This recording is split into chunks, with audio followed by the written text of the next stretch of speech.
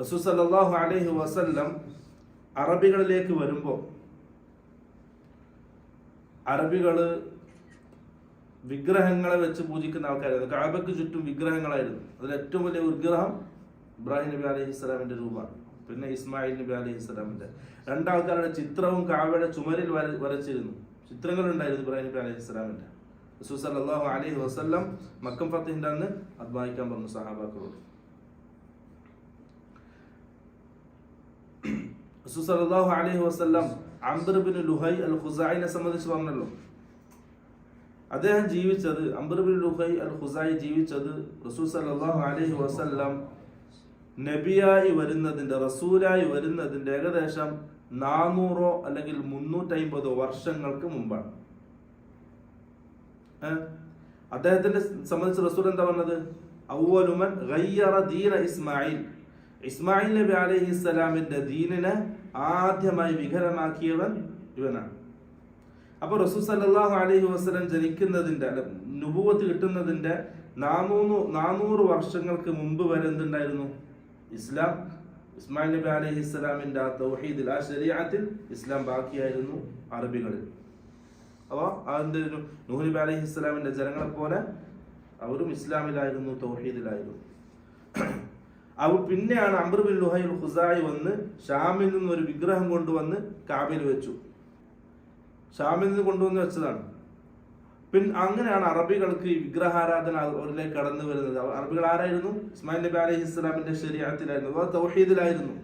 നൂഹ് നബി അലൈഹി സ്വലാമിന്റെ ജനതയിൽ എങ്ങനെയാണോ ശിർക്ക് വന്നത് അതേപോലെയാണ് അറബികളിലേക്കും പിന്നീട് ശിർക്ക് വന്നത്. ഇസ്മായിൽ നബി അലൈഹി സ്വലാമിന്റെ ശരീഅത്തിലായിരുന്നു അവർ.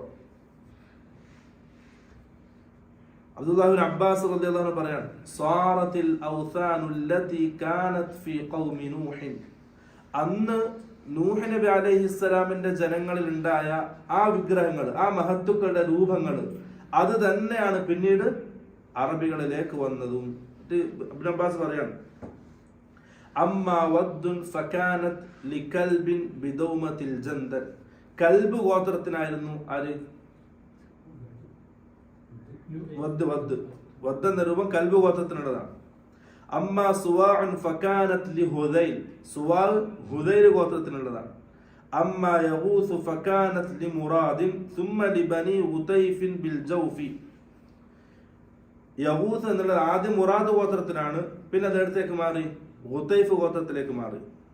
അമ്മാ യഊഖ് ഫകാനത് ലിഹമദാന, യഊഖ് ഹമദാൻ ഗോത്രത്തിൽ, യമനിലുള്ള ഭാഗമാണ് ഹമദാൻ. പിന്നെ അമ്മ നസ്റുൻ ഫകാനത് ലിഹിംയറ ലിആലി ദിൽ കിലാ, അതും യമനിലെ ഒരു ഗോത്രമാണ് അറബികൾ. അപ്പോൾ അന്ന് നൂഹ് നബി അലൈഹി സ്വലാം ഉണ്ടായ ആ വിഗ്രഹങ്ങൾ, ആ മഹത്തുക്കളുടെ രൂപങ്ങളാണ് പിന്നീട് അറബികളിലേക്ക് വന്നത്. ഇനി ഖുർആൻ പ്രത്യേകം എടുത്തു പറഞ്ഞ ലാത്ത ഉസ്സ മനാത്ത, അവർക്കാരായിരുന്നു? വലിയ മഹത്തുക്കളായിരുന്നു, ആ സമൂഹത്തിൽ ജീവിച്ച മഹത്തുക്കളായിരുന്നു, നല്ലവരായിട്ട് അറിയപ്പെട്ട വിഭാഗം ആൾക്കാരായിരുന്നു അവരൊക്കെ. അപ്പോൾ നൂഹ് നബി അലൈഹി സ്വലാമിന്റെ ജനതയിൽ എങ്ങനെയാണോ ശിർക്ക് വന്നത് മുസ്ലിങ്ങളിൽ, അതേപോലെ തൗഹീദുള്ള ആൾക്കാരിൽ, മുവഹിദീങ്ങളിലാണ് ശിർക്ക് വന്നത്. അവരിലേക്കാണ് റസൂൽ സല്ലല്ലാഹു അലൈഹി വസല്ലം റസൂലായിട്ട് വന്നത്.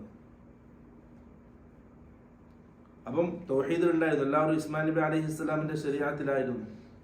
ആ ശരീഅത്തിൽ ഇങ്ങനെ ജീവിച്ചു വരുമ്പോഴാണ് അവരിലേക്ക് ആ മഹത്തുക്കളുടെ രൂപങ്ങളിലൂടെ ശിർക്ക് കടന്നു വന്നത്.